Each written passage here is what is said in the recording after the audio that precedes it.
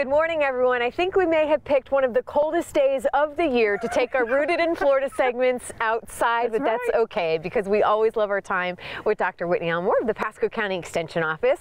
And today we are learning the proper way to plant a tree. That's right. Yeah. So let's start. What do you have for us today, Whitney? Well, we've got any number of species of trees that are great for Florida, but you know, what we really want to do is focus on the planting aspect here, because there's a lot of myths about how to plant trees. I've heard so many people, oh, you plant them low and you pile up the soil on them, you pile up the mulch and all these kinds of things, and it's not the right way at all. It's actually really simple, to tell you the truth, especially in Florida because we've got sand, so digging a hole is pretty easy. But the hole is very important, actually, So depending on the size of the tree, the trunk of the tree down here, and this one is pretty small, pretty young, so it's a little bit easier for us today with the hole. You want the hole to be at least 3 times as wide as the root ball of the plant. And this one doesn't have a whole lot of roots on it right now, so it made it a little easier. But the bigger the tree and the bigger the root ball, the bigger that hole is going to have to be. And we're just talking about wide now. The width, absolutely. Width is very important, because what you want is all these roots to be able to go out at a parallel angle to the ground so that they start to anchor in, and you get this really nice flare at the base of the tree right at the top of the soil, so that it becomes an anchor. All the roots anchor at that point where it doesn't go over as easy in a storm. Now what about depth? How deep are we going? So depth is very important, and we're going to talk about that in just a second. The one thing that I want to point out before we start planting here is that if you have any kind of roots that are circling, any kind of roots that are broken, go ahead and remove those. It's perfectly okay to remove a good portion of the roots, actually. Just shear those off, because those roots can start to circle and girdle the tree and kill it over time. It's a slow death, and we don't want that. But what's important when it comes to depth, and we'll get down here and take a look, so it's really important then that we come in and we make sure we keep that uppermost root above the soil line, and you don't have to pack this down really tight or anything like that, but if you need to lift up this plant then so that this uppermost part is above, just come in with more soil underneath. And all you have to do is come in with the same soil that you took out of the hole.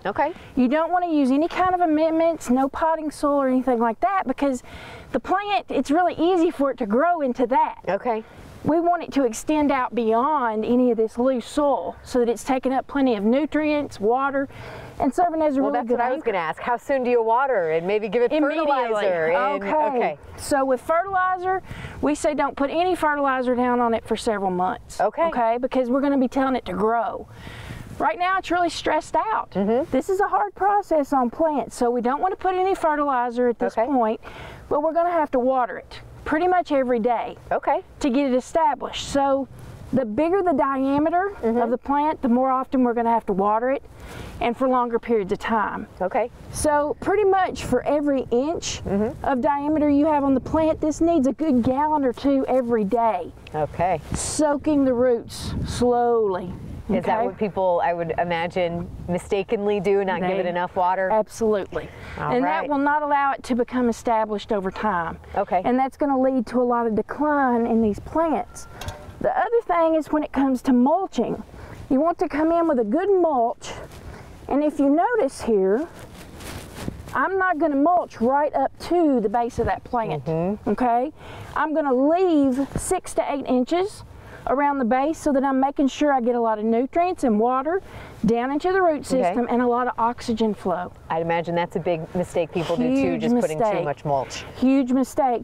And you don't want it to be any thicker than maybe 2-3 inches at the most out over the rest of the root ball. And then it becomes really simple to take care of it from that point. All right. Any other things that we should point out here? Well, I mean, you know, making sure that you've got enough room for the species of plant that you want in the ground.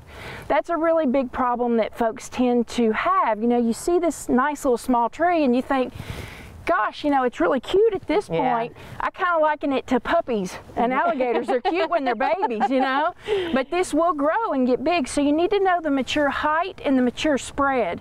Make sure you have plenty of room from houses, roadways, and other trees to make sure you don't interfere. Well, and that's why the extension office is so helpful too, because if you don't know the answer to wait, how tall or how big is this tree going to get? Absolutely. You call and you ask. We can help with all of that. We've got all that info for folks. Thank you so much. It's been so fun. Despite the cold, we've enjoyed our time today. We learned something, and we look forward to doing more segments with you. Yes, ma'am. Thank you, Dr. Whitney.